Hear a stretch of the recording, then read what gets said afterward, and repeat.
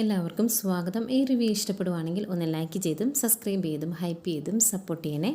അപ്പോൾ അവരെല്ലാവരും കൂടി ചിന്നുമോളെ കളിപ്പിച്ച് ചിന്നുമോളോട് കുറേ വിശേഷങ്ങളൊക്കെ പറഞ്ഞ് ചിരിച്ച് ഭയങ്കര സന്തോഷത്തിൽ നിൽക്കുന്നു. അതുപോലെ മനുവിനെയും പരിചയപ്പെടുത്തുന്നുണ്ട്. മനുവിനെ ഭയങ്കര ഇഷ്ടമായി ചിന്നുമോൾക്ക്. ഇതെല്ലാം കഴിഞ്ഞ് എല്ലാവരോടും ഒരുമിച്ച് നിന്നൊരു കേക്കൊക്കെ മുറിക്കുന്നുണ്ട് കേട്ടോ. ഹാപ്പി ബർത്ത്ഡേ ഒക്കെ പറഞ്ഞ്. ഹാപ്പി ബർത്ത്ഡേ ഒന്നുമല്ല, ചുമ്മാ ചിന്നുമോൾക്ക് ഒരു സന്തോഷമാവാൻ വേണ്ടി. എന്നിട്ട് ആ കേക്കൊക്കെ വായി വെച്ച് കൊടുത്തേക്കും ഭയങ്കര സന്തോഷമാണ് ചിന്നുമോൾക്ക്.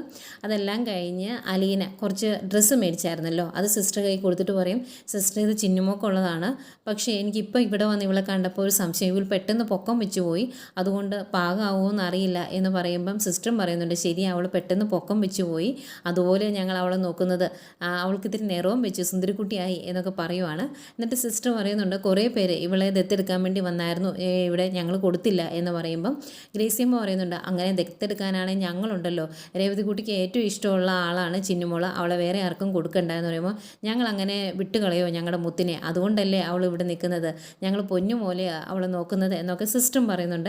എല്ലാവർക്കും ഭയങ്കര സന്തോഷം. അതെല്ലാം കഴിഞ്ഞ് അവരവിടെ നിന്ന് ഇറങ്ങുന്നു. പിന്നെ പോകുന്നത് രേവതിക്കുട്ടിയുടെ അച്ഛൻ്റെ അടുത്തേക്കാണ്. അവിടെ പോയി വണ്ടിയിൽ നിന്ന് ഇറങ്ങിയതിന് ശേഷം മുകളിലത്തെ നിലയിലാണല്ലോ അച്ഛൻ കിടക്കുന്നത്. അതുകൊണ്ട് രേവതിക്കുട്ടി അലീനയോട് പറയാം, അവരൊക്കെ ആ മുകളിലാണ് താമസിക്കുന്നത് എന്ന്. അന്നേരം അവരൊക്കെയോ, അതാരാ എനിക്ക് മനസ്സിലായില്ല എന്ന് അലീന പറയുമ്പോൾ, അല്ല അച്ഛനും അപ്പൂപ്പനും ഒക്കെ എന്ന് പറയുവാണ് രേവതിക്കുട്ടി. ഇത്തിരി മടിച്ചാണ് പറയുന്നത്. അന്നേരം അലീന ചോദിക്കും, അത് പറയാൻ നിനക്കെന്താ ഇത്ര മടി, അങ്ങനെ മടിക്കേണ്ട കാര്യമൊന്നുമില്ല കേട്ടോ എന്ന് പറയുന്നു. അങ്ങനെ എല്ലാവരും പുറത്തിറങ്ങി വന്നു കഴിഞ്ഞ് മനു മൊത്തത്തിൽ വീടൊക്കെ നോക്കിയിട്ട് ഇത് കൊള്ളാലോ, നല്ല അടിപൊളി വീടാണല്ലോ എന്നൊക്കെ പറയുന്നുണ്ട്. അത് കഴിഞ്ഞ് ഇവരകത്തേക്ക് കയറി വരുന്നതേക്കും ശൈലജ ഇറങ്ങി വരും, ജയപ്രകാശിൻ്റെ ഭാര്യ, രേവതിക്കുട്ടിയുടെ അച്ഛൻ്റെ ഇപ്പോഴത്തെ ഭാര്യ. അവർക്ക് ഇവരെ കണ്ടത് തീരെ അങ്ങ് ഇഷ്ടപ്പെട്ടിട്ടില്ലേ. അന്നേരം ഇത്തിരി ഇഷ്ടക്കേടോടുകൂടി തന്നെ ചോദിക്കുന്നുണ്ട്, നിങ്ങളല്ലേ കുറച്ച് ദിവസങ്ങൾക്ക് മുമ്പ് ഇവിടെ വന്നിട്ട് പോയത് എന്ന്. അന്നേരം ഗ്രേസിയമ്മ പറയും, അതെ ഞങ്ങൾ തന്നെയാണ് എന്ന് പറയുമ്പം, ഇങ്ങനെ ഇടയ്ക്കിടയ്ക്ക് ഇങ്ങോട്ട് വരേണ്ട കാര്യം എന്താണ്, ഞങ്ങളുടെ വിവാഹം കഴിഞ്ഞിട്ട്, ജയപ്രകാശിൻ്റെയും എൻ്റെയും വിവാഹം കഴിഞ്ഞിട്ട് 17 വർഷമായി.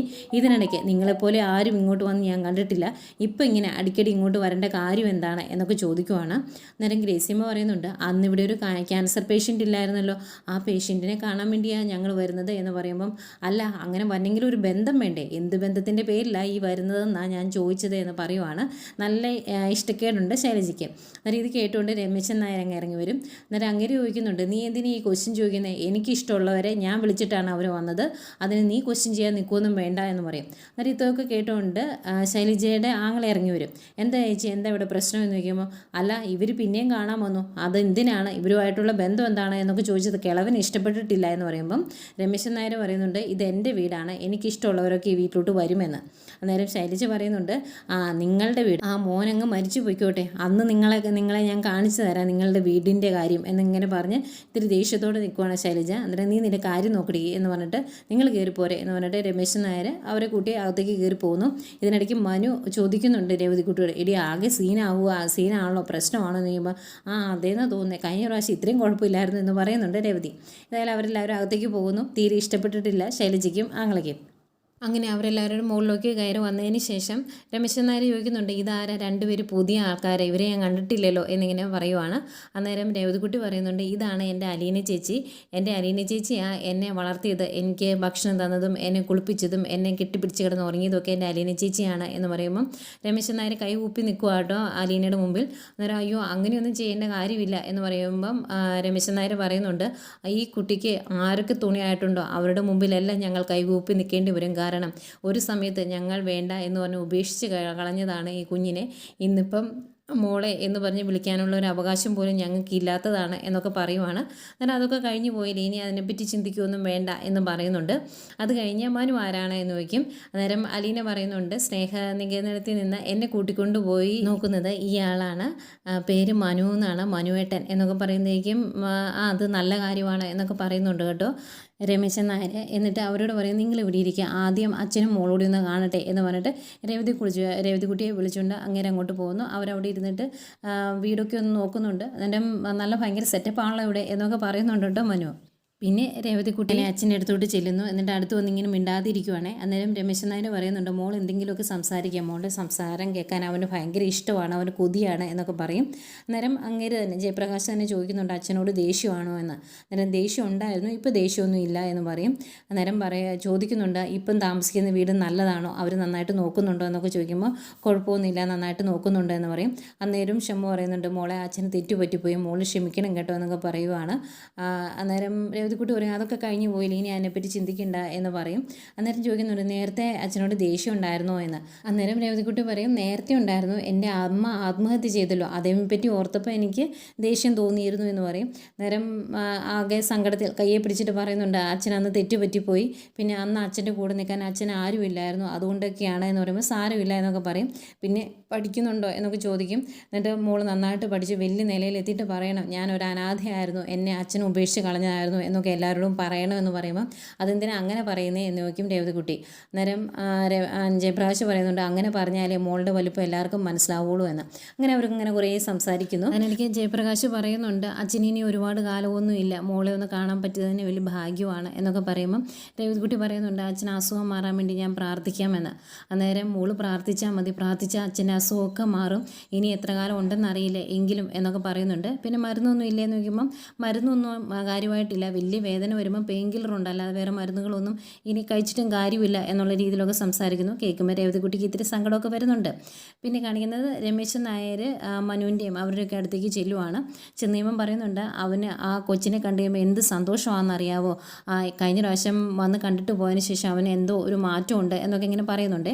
അന്നേരം ഗ്രേസിയമ്മ ചോദിക്കുന്നുണ്ട് താഴെ കണ്ടത് അയാളുടെ ഭാര്യയല്ലേ, അവൾ നന്നായിട്ട് നോക്കത്തൊന്നും ഇല്ലേ എന്ന് ചോദിക്കുമ്പം പിന്നെ അവൾ ഇങ്ങോട്ട് കയറി വരാറ് പോലുമില്ല, അവൻ മരിക്കാൻ നോക്കി നിൽക്കുവാണ് ഈ സ്വത്തൊക്കെ അവളുടെ പേരിലേക്ക് ആക്കാൻ, ഈ വീട് സഹിതം എന്നിങ്ങനെ പറയുമ്പം ഗ്രേസിയമ്മ ചോദിക്കുന്നുണ്ട് അപ്പോൾ ഈ വീട് ചേട്ടൻ്റെ പേരിലല്ലേ എന്ന്. അന്നേരം എനിക്കൂടെ അവകാശം ഉണ്ടെന്നേ ഉള്ളൂ, എൻ്റെ പേരിൽ മാത്രമല്ല എന്നിങ്ങനെ പറയും. അന്നേരം ഗ്രേസിയമ്മ ഇങ്ങനെ ആലോചിച്ചിട്ട് പറയുക അതെ ഞാനൊരു കാര്യം പറയട്ടെ, ചിലപ്പം അത് നിങ്ങൾക്ക് പ്രയോജനപ്പെടുകയുള്ളൂ എന്ന് പറയുമ്പം എന്താണെന്ന് വെച്ചാൽ പറ എന്നിങ്ങനെ പറയും. അന്നേരം ഗ്രേസിയമ്മ പറയുവാണ് ആ കുട്ടിയോട് പറയണം രേവതിക്കുട്ടി ജയപ്രകാശിൻ്റെ മകളാണ് എന്ന്. അങ്ങനെ ഒരു കാര്യം അറിഞ്ഞു കഴിയുമ്പോൾ അവൾക്ക് ആകെ ടെൻഷനാകില്ലേ, കാരണം മരണശേഷം സ്വത്തുക്കൾ മൊത്തം അവൾക്ക് മാത്രമായിട്ട് കിട്ടില്ല, ഒരു മകളുണ്ട്, മകൾ കയറി വന്നു കഴിഞ്ഞാൽ എല്ലാം അവൾ പിടിച്ചെടുക്കും എന്നൊക്കെ തോന്നുമ്പോൾ ഭർത്താവിനെ നന്നായിട്ട് നോക്കില്ലേ, ഭർത്താവ് ജീവിച്ചിരുന്നാലേ സ്വത്തൊക്കെ എനിക്ക് കിട്ടുകയുള്ളൂ എന്ന് തോന്നിക്കഴിഞ്ഞാൽ നന്നായിട്ട് നോക്കും എന്നൊക്കെ പറയുമ്പം അത് കേൾക്കുന്ന മനു എൻ്റെ ആൻറ്റിയുടെ ഒരു ബുദ്ധി എന്ന് പറയുന്നുണ്ട്. പക്ഷേ രമേശൻ നായർ പറയുന്നുണ്ട് അതുകൊണ്ട് പ്രയോജനം ഉണ്ടാവും എന്ന് എനിക്ക് തോന്നുന്നില്ല, അങ്ങനെ ഒരു കാര്യം അവൾ അറിഞ്ഞിട്ടുണ്ടെങ്കിൽ അവൾ എവിടെന്നെങ്കിലും മുദ്രപത്രം സംഘടിപ്പിച്ച് കൊണ്ടുവന്ന് സ്വത്തെല്ലാം അവളുടെ പേരിലേക്ക് എങ്ങനെയെങ്കിലും അവൻ്റെ കയ്യിൽ നിന്ന് എഴുതി മേടിക്കും, അതേ സംഭവിക്കാൻ പോകുന്നുള്ളൂ എന്നിങ്ങനെ പറയുക. അന്നേരം മനു ചോദിക്കുന്നുണ്ട് അങ്കിളിന് കേസ് കൊടുക്കാൻ മേലെ, ഭാര്യ നന്നായിട്ട് മകനെ നോക്കുന്നില്ല എന്ന് പറഞ്ഞ ഒരു കേസ് കൊടുക്കാൻ മേലെ എന്ന് ചോദിക്കുമ്പം രമേശൻ നായർ പറയുന്നുണ്ട് അതുകൊണ്ടൊന്നും പ്രയോജനമില്ല, സ്ത്രീകളുടെ പരാതികൾക്ക് വാല്യൂ ഉള്ളൂ, നമ്മൾ പോയി പരാതിപ്പെട്ടിട്ടും വലിയ കാര്യമൊന്നുമില്ല എന്നിങ്ങനെ പറയുവാണ്. നേരം അലീന ചോദിക്കുന്നുണ്ട് ഇവിടെ ഭക്ഷണമൊക്കെ ഉണ്ടാക്കുന്നത് ആരാ, അപ്പം നിങ്ങളെങ്ങനെയാണ് ഭക്ഷണം കഴിക്കുന്നത്, ഇവിടെ വെപ്പും കുടിയൊന്നും ഇല്ലേ എന്നൊക്കെ ചോദിക്കുമ്പം രമേശൻ നായർ പറയുന്നുണ്ട് ആ അറ്റത്തൊരു അടുക്കളയുണ്ട്, അവിടെ ഞാൻ കുറച്ച് കഞ്ഞിയും പയറും പപ്പടും ചമ്മന്തിയൊക്കെ ഉണ്ടാക്കും, അതുകൊണ്ട് ഞങ്ങൾ രണ്ടുപേരുടെ കഴിഞ്ഞു പോകുന്നു എന്ന് പറയുമ്പം മനു ചോദിക്കും രോഗിക്കും അത് തന്നെയാണോ കൊടുക്കുന്നതെന്ന്. അന്നേരം അവൻ അങ്ങനെ വലിയ വലിയ ഭക്ഷണമൊന്നും വേണ്ടതേ, കാരണം ഒരുപാട് കഴിച്ചിട്ടുണ്ടെങ്കിൽ ഛർദ്ദിക്കും, വയറ്റിലല്ലേ ക്യാൻസർ, അതുകൊണ്ട് അങ്ങനെ ഒരുപാട് ഭക്ഷണമൊന്നും വേണ്ട എന്നൊക്കെ പറയുന്നുണ്ട്. ഏതായാലും ഇത്രയൊക്കെ സംസാരിച്ച് കഴിയുമ്പം അവർ ചോദിക്കും ഞങ്ങളിവിടെ വന്ന് കണ്ടോട്ടെ എന്ന്. അങ്ങനെ അതിനെന്താ വാ എന്ന് പറഞ്ഞ് എല്ലാവരും അങ്ങോട്ട് ചെല്ലുവാണ്. ചെന്ന് കഴിയുമ്പം ജയപ്രകാശിനെ പരിചയപ്പെടുത്തുവാണ് രേവതിക്കുട്ടി അലീനെ. ഇതാണ് അലീന ചേച്ചി, എൻ്റെ എല്ലാ കാര്യങ്ങളും നോക്കിയിരുന്ന അലീന ചേച്ചിയാണ്, അലീന ചേച്ചി എന്നെ വളർത്തിയത് എന്നൊക്കെ പറയുമ്പോൾ അലീനയുടെ നേരെ അങ്ങേര് കൈകൂപ്പി കാണിക്കുക. അന്നേരം അലീന പറയുന്നുണ്ട് അയ്യോ ഇങ്ങനെയൊന്നും കാണിക്കല്ലേ, ഞാനങ്ങനെ അവളെ വളർത്തിയിട്ടൊന്നുമില്ല, ഞാനും കുഞ്ഞായിരുന്നു, ഞാനും അവളും ഒരുമിച്ചങ്ങ് വളർന്നു പോയി അത്രയേ ഉള്ളൂ എന്നൊക്കെ പറയുമ്പം അങ്ങനെ പറയുന്നുണ്ട് എന്താണെങ്കിലും എൻ്റെ മോളെ നന്നായിട്ട് നോക്കിയില്ലേ, ഇങ്ങനെ എൻ്റെ മകൾ എന്ന് പറയാനുള്ള അവകാശമൊന്നും എനിക്കില്ല, അവളുടെ അച്ഛനാണ് എന്നൊരു സ്ഥാനം മാത്രമേ എനിക്കുള്ളൂ, കാരണം ഞാൻ അവളെ ഉപേക്ഷിച്ച് കളഞ്ഞതാണല്ലോ എന്നൊക്കെ പറയുമ്പം മനു പറയുന്നുണ്ട് അതൊന്നും സാരമില്ല, ചിലപ്പം അച്ഛനെയും മകളും തിരിച്ചറിയാതെ പോയേനെ, ഇതൊന്നും ഇല്ലല്ലോ, ഇതിപ്പം രണ്ടുപേർക്കും തിരിച്ചറിയാൻ പറ്റിയില്ല, അതും ഒരു വലിയ ഭാഗ്യമല്ലേ എന്നൊക്കെ ചോദിക്കുന്നുണ്ട്. അപ്പോൾ ഇവരിങ്ങനെ സംസാരിച്ചുകൊണ്ട് നിൽക്കുന്നതായിരിക്കും രേവതിക്കുട്ടിയെ വിളിച്ചുകൊണ്ട് പോകും രമേശൻ നായർ, എന്നിട്ട് കയ്യിൽ കുറച്ച് കഞ്ഞിയൊക്കെ കൊടുത്തു കേട്ടോ. അന്നേരം ആ കഞ്ഞി കൊണ്ട് രേവതിക്കുട്ടി അവിടെ വന്നിരുന്ന് കഴിയുമ്പം രമേശൻ നായർ പറയുന്നുണ്ട് അവന് വലിയൊരു ആഗ്രഹമാണ് മോളുടെ കയ്യിൽ നിന്ന് ഒരു കഞ്ഞി കുടിക്കണമെന്ന്, അതുകൊണ്ടാണ് എന്ന് പറയും. അന്നേരം ജയപ്രകാശനും പറയുന്നുണ്ട്, എൻ്റെ കൈക്ക് കുഴപ്പമൊന്നും ഉണ്ടായിട്ടല്ല, മരിക്കുന്നതിന് മുമ്പുള്ള എൻ്റെ ഒരു ആഗ്രഹമാണ്, അതുകൊണ്ടാണ് എന്ന് പറയുന്നു. എന്നാലും രേവതിക്കുട്ടി അടുത്തിരുന്ന് കഞ്ഞി കോരി കൊടുക്കുന്നുണ്ട്. അത് കാണുമ്പോൾ എല്ലാവർക്കും സങ്കടമാകുന്നുണ്ട് കേട്ടോ. രമേശൻ നായരുടെ കണ്ണ് നിറഞ്ഞു വരുന്നുണ്ട് കാണുമ്പോൾ. അങ്ങനെ എല്ലാവരും സങ്കടപ്പെട്ടത് കണ്ടുകൊണ്ട് നിൽക്കുന്ന കാണിച്ചുകൊണ്ടാണ് ഇന്നത്തെ എപ്പിസോഡ് അവസാനിക്കുന്നത്. പിന്നെ നാളത്തെ പ്രൊമോ കാണിക്കുന്നുണ്ട്. പ്രൊമോയിൽ അവരെല്ലാവരും തിരിച്ചു കൊണ്ടുവിടുവാണ് മനു.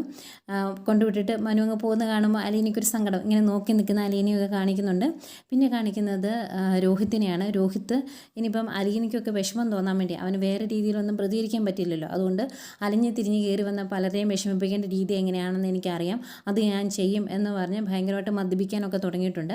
അങ്ങനെ മദ്യപിച്ച് വീട്ടിലോട്ട് വരുന്ന രോഹിത്തിനെ കാണിക്കുന്നുണ്ട്. അന്നേരം രോഹിത്തിനോട് കൃഷ്ണമോളി ചോദിക്കുന്നുണ്ട്, രോഹിയേട്ടൻ മദ്യപിച്ചിട്ടുണ്ടോ എന്ന്. അന്നേരം മദ്യപിച്ചിട്ടുണ്ട്, അതിന് നിനക്കെന്താ കുഴപ്പം, ഞാൻ അങ്ങനെ ആരുടെ അടിമയല്ല എന്നൊക്കെ പറഞ്ഞ് കൃഷ്ണമോളോട് തർക്കുത്തരം പറയുന്ന രോഹിത്തിനെയാണ് കാണിക്കുന്നത്. എന്തായാലും ഇത്രയൊക്കെ കാണിച്ചുകൊണ്ട് ഇന്നത്തെ എപ്പിസോഡ് അവസാനിക്കുന്നു.